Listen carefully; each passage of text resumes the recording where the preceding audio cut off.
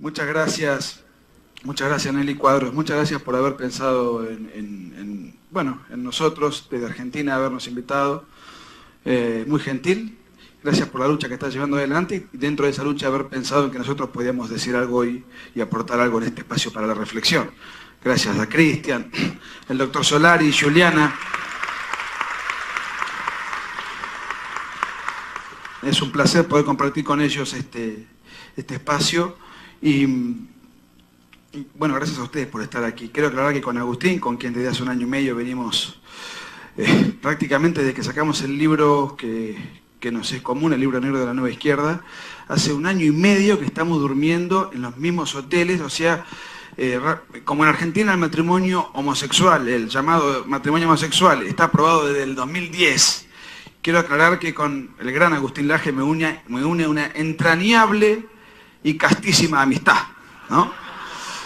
Además de una relación laboral, porque hemos trabajado juntos en el libro y seguimos trabajando en ello. Todo bien, ningún prejuicio, era para aclarar la parte afectiva. Dentro de las aclaraciones que me solicitó el señor locutor, agregué algunas que consideraba pertinentes. Miren, realmente, ¿contra qué estamos combatiendo, no? Sí, bueno, contra la ideología de género, creo que eso está claro, pero nosotros, cuando empezamos a estudiar este fenómeno, en realidad nosotros estamos convencidos de que esta es una lucha política, y eso no quiere decir que no tenga una connotación religiosa, de que un teólogo, un pastor o un sacerdote no le pueda dar una mirada teológica al tema que nos ocupa. Nuestra mirada es política y político-cultural, y nosotros estamos convencidos de que la amenaza que nos acecha es la izquierda, y que la ideología de género es un derivado de la izquierda. Anteriormente vimos cómo Agustín hizo un sucinto repaso muy apretado e incompleto por el tiempo de pensadores que pensaron, diseñaron la ideología de género, y Agustín podría haber estado 3 horas más repasando esos nombres, muchos otros nombres. Todos ellos tienen un denominador común de estas tendencias y van clamando a viva voz las mismas pretensiones. Fíjense que acá hay un aspecto netamente ideológico que es el siguiente. La izquierda no es una entelequia. La izquierda gobernó el siglo XX durante los 7, 8, 9, 10 décadas prácticamente que están en el poder, con matices, con diferentes niveles de hegemonía, con diferentes niveles de protagonismo y de brutalidad. Mataron 100 millones de personas. O sea que no estamos hablando de una posibilidad, de una potencialidad, de una hipótesis. Estamos hablando de lo que pasó, historia objetiva. Todos estos temas que nos ocupan, o sea, la ideología de género, cuando la izquierda tuvo el poder, en la Unión Soviética, por ejemplo, la ideología de género brillaba por su ausencia. Y si entendemos ideología de género como los reclamos de la mujer, reclamos de la diversidad sexual, esos son los carteles con los cuales se presentan alegremente y amablemente ante la opinión pública, la mujer no tenía ningún papel protagónico en la Unión Soviética, no lo tuvo en ningún momento, ni en la nomenclatura comunista, ni en el Partido Comunista, ni en la KGB, ni en la estructura burocrática soviética, etcétera, etcétera. Tuvieron un papel absolutamente relegado. Y en cuanto a lo que refiere a la sodomía, el artículo 121 del Código Penal soviético castigaba a la sodomía con 5 años de trabajo forzado en los gulags. Y ahora vienen los de izquierda a decirnos a nosotros, reaccionarios, intolerantes. Cuando ellos tuvieron el poder, a la homosexualidad no es que no le dieron los derechos que ahora pretende su lobby, la criminalizaron y la condenaron en campos de exterminio vergonzosos o de trabajo forzado. Peor aún, en el otro gran bloque izquierdista de la época, el bloque chino, el delito de sodomía era castigado con pena de castración. Con pena de castración en el Código Penal, pero como un homosexual, un sujeto homosexual, por su condición erótica o por su vivencia erótica, la castración no le impide proseguir en su actividad genital o venérea, bueno, muy bien, en ese caso, en el caso de reincidencia, era castigado con pena de fusilamiento. Este último delito, en China, fue derogado en 1997. No estoy hablando de los tiempos de Mao Zedong. Tampoco cuando me refiero a la Unión Soviética me refiero a los tiempos de Stalin, no. Es un delito derogado en 1993. No, apenas 25 años, hace un cuarto de siglo, tenían el poder absoluto de casi la mitad del planeta ¿Y cuáles fueron las políticas de género que aplicaron estos señores? Ninguna.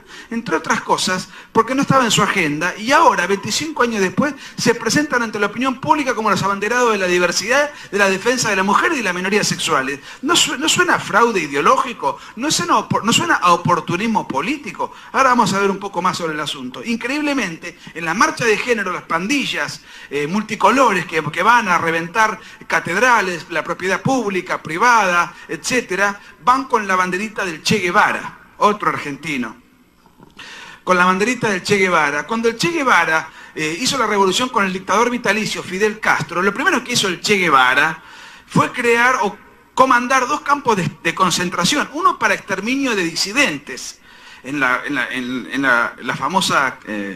famoso campo de concentración de La Cabaña, que estaba en La Habana, que tomen nota los militantes de la diversidad, y el otro era un campo de concentración para castigo de homosexuales bajo la premisa: el trabajo os hará hombres, porque como decía el extinto dictador Fidel Castro, la revolución no necesita peluqueros. Entonces, cuando veían a alguien de una tendencia no lo suficientemente de tendencia erótica, no lo suficientemente consustanciada con el nombre nuevo socialista, lo mandaban a los campos de concentración con el Che Guevara como comandante histórico, cuyas pandillas ideológicas ahora en las marchas lo han convertido, paradojalmente lo han travestido en un comandante histérico.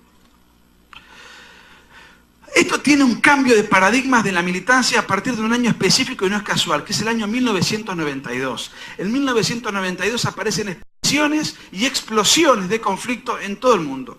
Pero en lo que nos concierne lo relativo a América Latina, 1992, fíjense la cantidad de proyectos políticos que aparecen en escena. Todos de golpe, todos repentinamente. Ninguno figuraba en la agenda izquierdista y hoy la izquierda va a la vanguardia de estas expresiones de conflicto. En 1992, por primera vez, oh sorpresa, aparece un reclamo indigenista. ¿En dónde? En una de las zonas geográficas donde esto podría tener más eco, y ese reclamo indigenista, esa marcha indigenista masiva que mezcló al oriente y al occidente, se dio en Bolivia, encabezada por un narcotraficante que hoy es presidente de Bolivia, Evo Morales, uno de los fundadores del Foro de San Pablo, foro de la izquierda internacional financiada por el narcotráfico de las FARC, creada por Fidel Castro. Operativamente fue creada por otro elemento del Foro de San Pablo, que luego fue presidente de Brasil, Ignacio Lula da Silva. Estuvo preso ahora por delincuente presunto, pero sigue en campaña. También creado en 1992, y fíjense cómo nace en el año 92 el Foro de San Pablo y cómo nace en el año 92 la necesidad de las marchas indigenistas, aprovechando el indigenismo, que se cumplían 500 años de que el genocida Cristóbal Colón había venido a colonizarnos, etcétera, etcétera, por 1492. Aprovecharon la fecha para tratar de darle un curso político histórico. Desde entonces es parte de la agenda. En Argentina tenemos también, ahora en los argentinos también tenemos problemas indigenistas. Fíjense que ahora tenemos un líder indígena que se llama Jones, no sabemos de qué tribu desciende, supuestamente se dice mapuche, es más rubio que yo, Jones, pero se dice mapuche y quiere segregar una porción del territorio argentino. Ahora también tenemos problemas indigenistas nosotros y gran parte de América Latina también, por supuesto. En 1992 se llevó adelante en la ciudad de Río de Janeiro el primer Congreso Internacional de Ecología Popular y nace el ambientalismo como expresión militante ideológica que ahora se ocupa también la izquierda a la vanguardia. Claro, por el tema del Amazonas, en cada país van explotando el conflicto según la potencialidad de generar adhesión, siempre al servicio del conflicto. En 1992 nace también otro proyecto político continental que fue una tragedia para gran parte del continente, porque en 1992 un coronel charlatán, un coronel hablantín, intentó hacerle un golpe de Estado en Venezuela al presidente Carlos Andrés Pérez. Él y otros militares golpistas en esa intentona, en ese fragote, en esa rebelión, mataron 20 oficiales. Intentaron matar al presidente Carlos Andrés Pérez, el asunto salió mal, este señor fue preso, la cárcel le dio fama y celebridad, pero la intelectualidad de la izquierda, la comparsa de los derechos humanos, la presión internacional hizo que este golpista saliese luego liberado, indultado, y poco después, mediante una campaña intensísima, logró consagrarse en el año 98 como presidente y luego dictador de Venezuela, con la suerte que ha tenido Venezuela, que es de público conocimiento. El dictador Chávez se murió, nos dejó como heredero dinástico a Nicolás Maduro, con las consecuencias políticas, morales, institucionales, económicas que son de público conocimiento. Pero nació en 1992 el proyecto bolivariano. Todo nació en 1992. Como por arte de magia. En 1992 se lleva adelante por primera vez en la Argentina la primera marcha del orgullo gay. Y dejé este último ejemplo para el final, porque para el final de esta recorrida muy rápida de episodios que pasaron en 1992, todos de golpe. ¿Por qué pasó todo esto? Bueno, porque la izquierda se quedó sin la hoja y el martillo. En 1992 la Unión Soviética dejó de existir. La Unión Soviética fue el año de su desarticulación formal e institucional. Desapareció. Entonces la izquierda se quedó sin la hoja y el martillo, sin un ejemplo para exhibir, con un fracaso bochornoso, sin el mecenas con sede en Moscú, sin el cuartel general. ¿Ahora qué hacemos? ¿Ahora a quién vamos a convencer? ¿Ahora a quién vamos a reclutar? ¿A quién vamos a conflictuar? Si el obrero quiere cambiar el automóvil, no quiere cambiar el mundo. ¿Qué nuevos agentes de conflicto vamos a buscar? Y ahí aparecen en escena un montón de ensayos para ver a quién podemos conflictuar y enganchar como militante al servicio de nuestra causa. La ideología de género es el tema que hoy nos ocupa, pero no por la ideología de género por sí, sino porque el tema es la importancia del fortalecimiento de la familia ante las amenazas del siglo XXI. Y la amenaza del siglo XXI a la familia, la amenaza por definición, es la ideología de género. La ideología de género, entre muchas otras cosas, es también una amenaza a las libertades individuales. No solamente es una amenaza para la familia, como lo vamos a ver, es una amenaza contra las libertades individuales. En todo sentido, es una amenaza, fíjense, decía Octavio Paz, que la dictadura perfecta es aquella que no se nota que es una dictadura. Y esta es una dictadura que se presenta bajo el cartel de la inclusión, de la diversidad, de la tolerancia, de la equidad. Fíjense, la libertad de expresión está siendo menoscabada con el nuevo subterfugio que utiliza la izquierda, porque así como antes utilizaban el concepto de delito contrarrevolucionario, por ejemplo en Cuba, durante la dictadura castrista, la que defienden los defensores de los derechos humanos, la dictadura de Fidel Castro está sancionada la opinión disidente bajo el delito de propaganda oral enemiga. ¿Qué es propaganda oral enemiga? Es hablar mal de Fidel, de Raúl, de la nomenclatura y del sistema. Eso es propaganda oral enemiga. El delito de opinión que se implementó en Cuba todavía, que se implementó en la URSS, que se implementó en China y en el chavismo más o menos con algunos subterfugios también está condicionada la libertad de expresión. Pero ahora la libertad de expresión, si le has cambiado, padece una amenaza, no bajo el delito de opinión abiertamente o bajo el delito de opinión contrarrevolucionaria, sino que ahora se presenta bajo el crimen de odio. Cualquier cosa que sea crimen de odio es un delito sancionable o una contravención o punible en el Código Penal de muchos países de Occidente. ¿Y qué es el crimen de odio? El crimen de odio es lisa y llanamente hablar, es toda manifestación verbal, gestual o escrita en disidencia con la agenda de género. Eso es el crimen de odio. Es toda manifestación verbal, gestual o escrita en disidencia con la agenda de género. Es una manera de limitar la libertad de expresión. La ideología de género es una manera también de limitar la libertad de conciencia y la libertad religiosa. En muchos países de Occidente, si un sacerdote, un predicador o un pastor lee sencillamente la Biblia y el pasaje bíblico leído va en desacuerdo con la agenda de género, ese sacerdote, ese pastor, ese predicador, es pasible de sanción penal por el mero hecho de predicar conforme a sus creencias religiosas.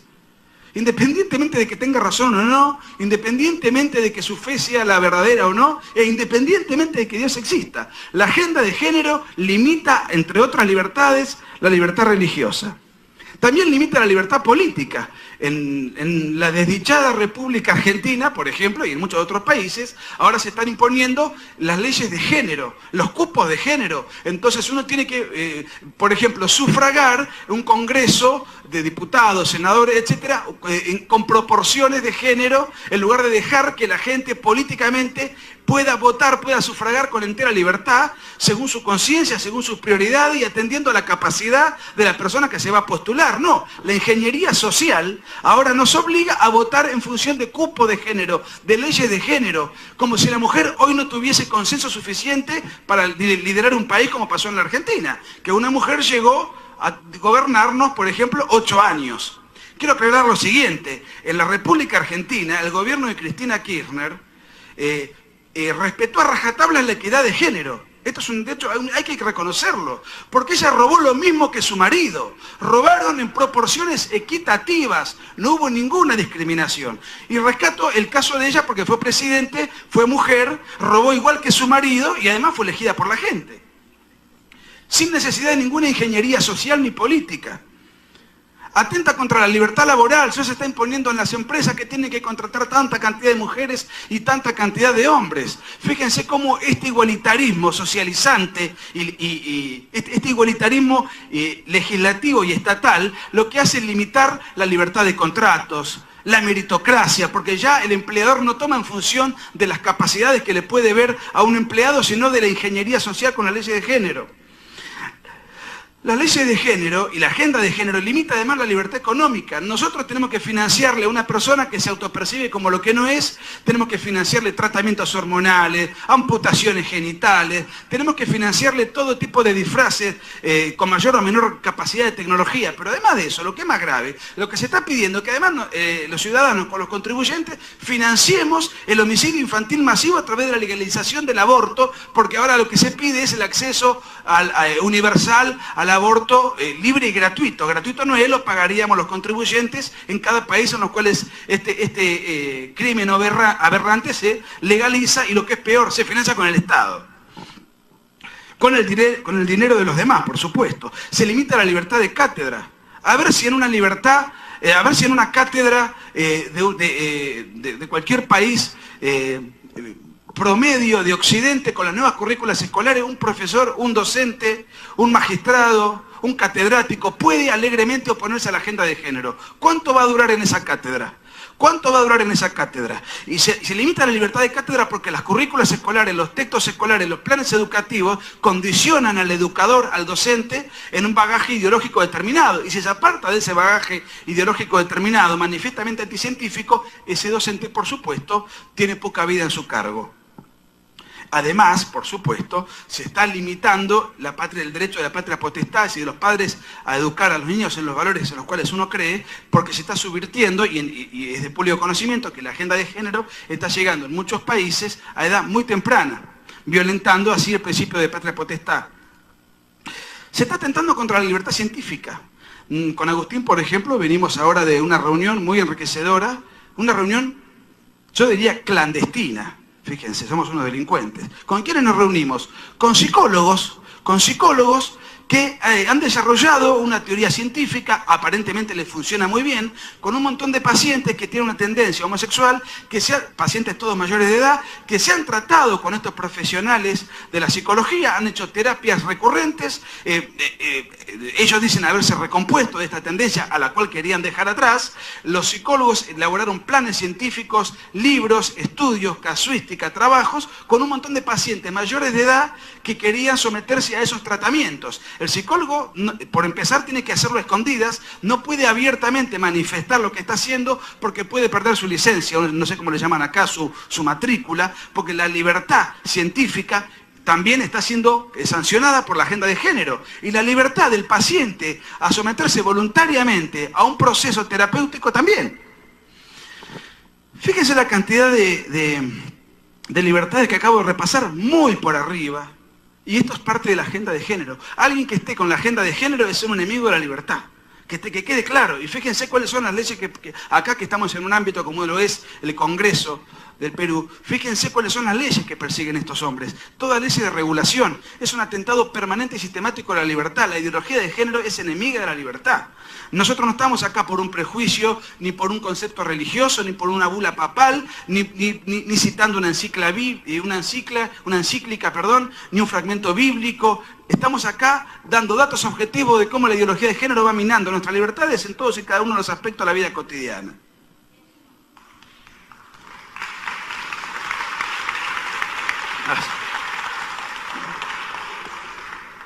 Ahora, si la izquierda criminalizó todo esto, ¿por qué ahora le importa levantarla como estandarte e ir a la vanguardia de estas tendencias? Ya dijimos cómo criminalizó cuando tuvo el poder y no tuvo el poder un rato. Lo tuvo durante un siglo y no tuvo un poder a medias, tuvo el poder absoluto. ¿Por qué no aplicó todo esto? No le interesaba. no formaba parte de la agenda. ¿Y por qué ahora sí repentinamente forma parte de esta agenda? Miren, durante el siglo XX, la agresión continental que hemos padecido fue una agresión de tipo de guerrilla y terrorismo. Ustedes lo saben bien, con los asesinos de Sendero Luminoso, con los asesinos del MRTA que ha padecido Perú. Así la izquierda quiso colonizar y tomar el poder por las armas, por la vía del terror, del secuestro, del crimen organizado, etc. De manera similar, los asesinos, los criminales de Montoneros en Argentina quisieron hacer exactamente lo mismo. El ELN en Bolivia, donde también estuvo allí el homicida Che Guevara, muerto en octubre del 67. El MIR en Chile, los Tupamaros en Uruguay, la narcoguerrilla de la FARC en Colombia, el sandinismo nicaragüense, el Frente Farabundo Martí en El Salvador, etcétera, etcétera. Toda la región fue invadida por tiros, por guerrillas, por terrorismo, para tratar de tomar el poder del Estado e imponer la dictadura a fin con el castrocomunismo. Ahora bien, afortunadamente esas guerrillas fueron derrotadas en toda la región. En todos lados, en todas las líneas, esas guerrillas fueron perdiendo terreno y fueron aplastadas militarmente. ¿Por qué razón? Por dos o tres razones fundamentales. Una es que una guerrilla no le puede ganar a un ejército profesional, y la segunda es que ellos pensaban que esa debilidad armamentística le iban a poder compensar ganándose la adhesión popular, ganándose el consenso poblacional. Eso inclusive lo vaticinaba el Che Guevara en su librito Guerra de Guerrillas. Después terminó en Bolivia tirando tiros solo y no pudo reclutar ni un campesino. Miren, entre otras cosas, perdieron no solamente porque no tenían la fuerza militar, sino porque además no contaron con la adhesión poblacional. Quedaron marginados, absolutamente apartados de toda adhesión popular. Y además no tenían más que vender. Después de la caída de la Unión Soviética, ¿a qué van a vender? ¿A quién van a convencer? ¿Con qué discurso van a persuadir? ¿Y cuál era el enemigo de la izquierda durante el siglo XX? Las Fuerzas Armadas, a las cuales después persiguieron en toda la región a los militares victoriosos que le ganaron en cada país mediante juicios vergonzosos e ilegales. Pero había un ensañamiento particular con las Fuerzas Armadas que eran el freno a la revolución armada. Pero ahora que la revolución es cultural, no les importa más lo que pasa en un cuartel militar. Si la revolución es cultural y se trata de cambiar los paradigmas culturales de una civilización e imponer un paradigma alternativo y antagónico, ¿cuál es el enemigo de una revolución cultural? El enemigo de una revolución cultural es la tradición cultural de un país. El enemigo de una revolución cultural es la tradición cultural de un país.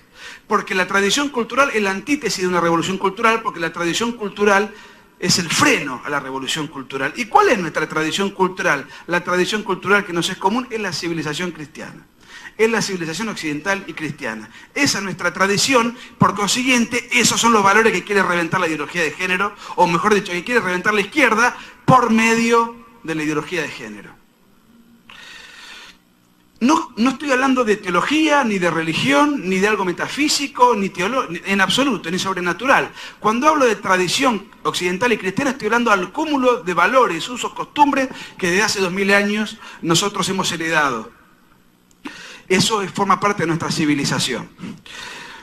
Y todos tenemos una visión occidental y cristiana. Si nosotros paramos un peruano en la calle, un argentino, un mexicano, un boliviano, aunque crean Dios, aunque no crean Dios, aunque vaya a la iglesia o no vaya a la iglesia, y le hacemos una serie de preguntas básicas, esa persona va a responder en coincidencia con los valores cristianos. Va a saber que robar está mal, que mentir está mal, que hay que honrar al padre y a la madre, va a saber que no hay que codiciar los bienes ajenos, que no es de caballero andar mirándole la cola a la mujer del prójimo. Va a tener una cosmovisión cristiana independientemente de que tenga fe o no tenga fe. Es una persona culturalmente cristiana, y esa es la lucha. Esos son los valores que quiere reventar la ideología de género. De manera similar, hay un pensador francés que me gusta citar, que era Maurras, que él decía, soy ateo pero cristiano, decía él.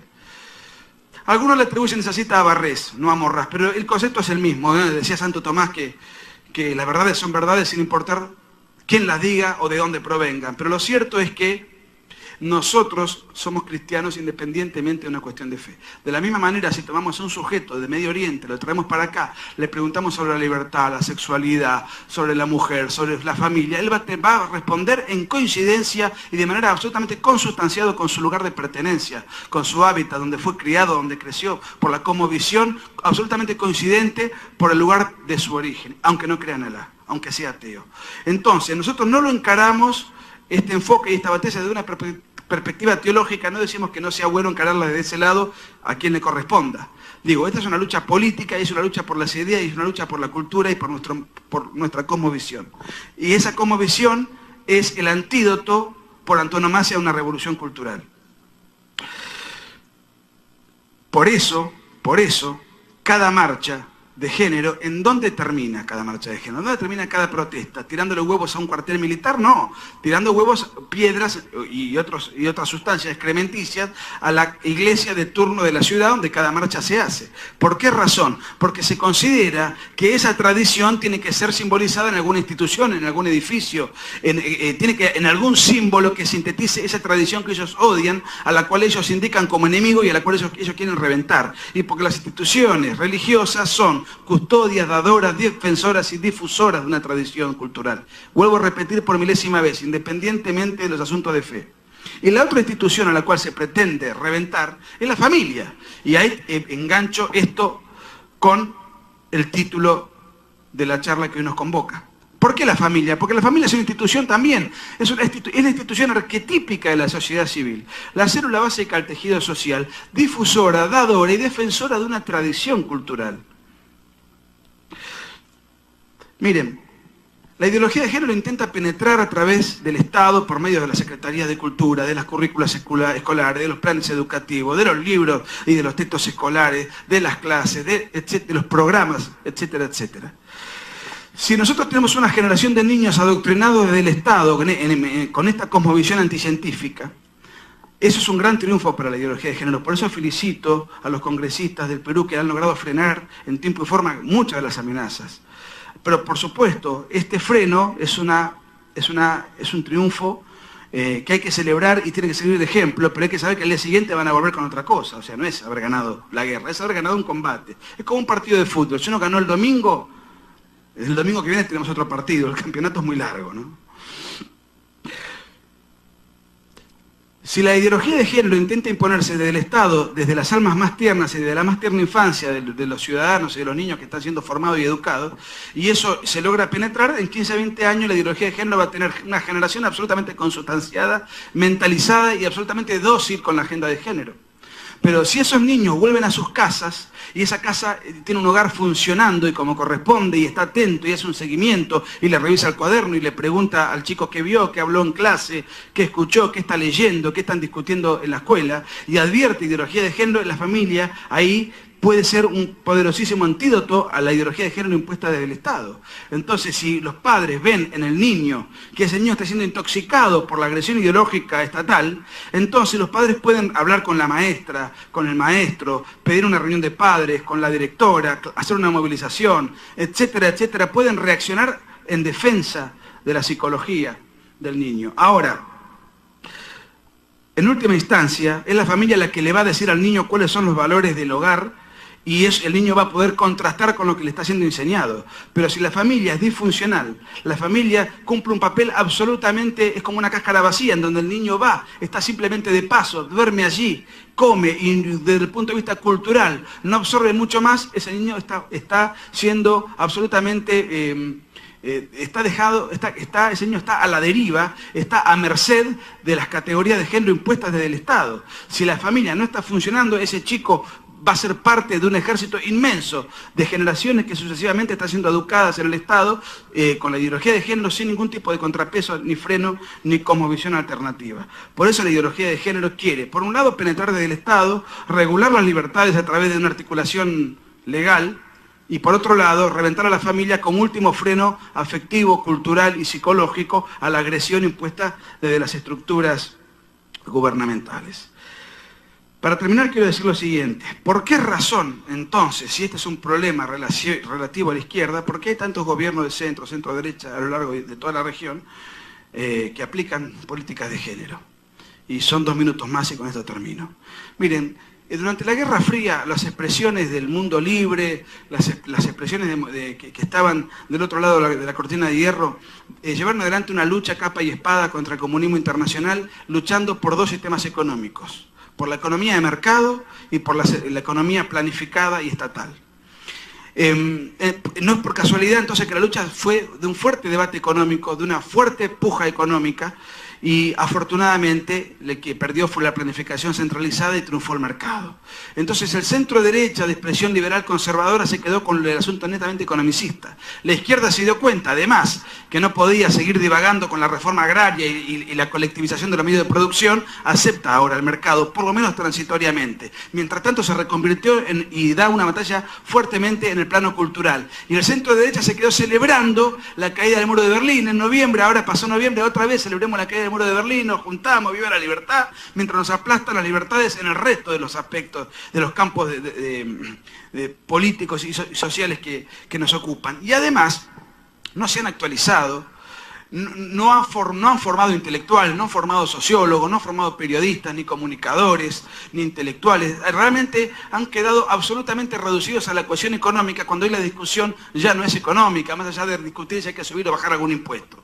Ahora la discusión es cultural y el centro derecha estuvo 25 años festejando la caída del muro de Berlín. Lo que es peor, desde 1992, mientras la izquierda se reconvertía, como yo estaba detallando hace un ratito, se quedaron leyendo el libreto de Francis Fukuyama que decía es el fin de la historia y el último hombre, como si fuese un triunfalismo inexorable, una suerte de determinismo histórico, pero en sentido contrario. Bueno, 25 años después vemos que ni siquiera de los partidos políticos no izquierdistas hay ningún plan alternativo, ningún discurso, no hay la menor respuesta intelectual ante la agresión de la ideología de género. ¿Qué es la respuesta que han tomado? ¿Cuál es la actitud política que han tomado? Aceptar la ideología de género como parte de la agenda, o por ignorancia, o por corrección política, o por cobardía, por pusilanimidad, por inseguridad intelectual. No es casualidad entonces que afloren en tantos países, sobre todo de Europa, una derecha alternativa. Desordenada, desorganizada, a veces desprolija, a veces iracunda, pero son expresiones, reacciones que ya no se sienten cómodas con un centro-derecha absolutamente adormecido. Si no, pregúntenle a Piñera si está contento con el triunfo que tuvo, a ver si ve tan claro el haber mantenido el equilibrismo entre la economía de mercado y la agenda cultural progresista de cara a las elecciones que se vienen en Chile para el mes que viene, el mes de enero, perdón. Bueno, con Agustín nos pasamos todo el año poniendo como ejemplo al Perú de qué es lo que se debe hacer. Cada vez que nos preguntaron, en todos los países que hemos recorrido, hemos dicho que acá hay legisladores valientes, hay congresistas valientes, hay intelectuales, hay instituciones que se movilizan.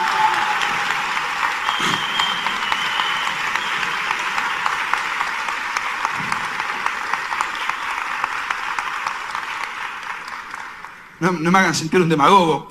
Lo pueden ver en todos los videos infinitos que hay en YouTube. En la sección preguntas que nos preguntan qué hay que hacer, hay que mirar lo que está haciendo Perú. Ex ministro como el doctor Solari también.